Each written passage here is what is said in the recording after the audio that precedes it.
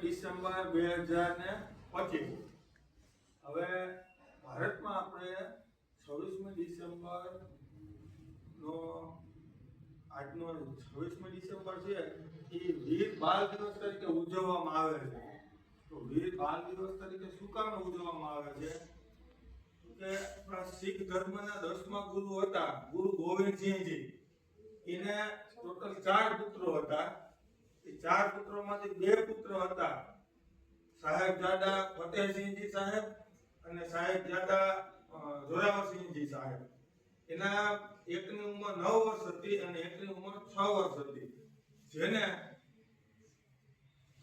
મુગલ શાસક હતો જે વજીર ખાન એના દ્વારા ઈસવીસન 1705 એવું કહેવામાં આવ્યું કે ભાઈ તમે ઇસ્લામ ધર્મ અંગીકાર કરી લ્યો અથવા તમને મૃત્યુ દેવામાં આવશે.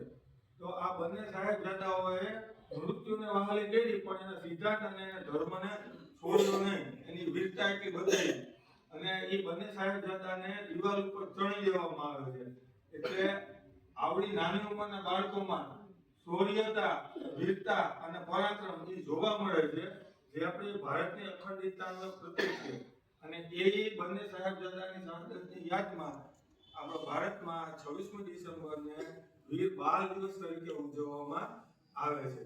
આની પહેલા પણ જે ગુરુ ગોવિંદસિંહજીના બંને પુત્રો હતા અજીત ખાન અને બીજા એના પુત્ર અજીતસિંહજી અને બીજા એના પુત્ર એને પણ ચમકોરના યુદ્ધમાં શહાદતી હોય હતી.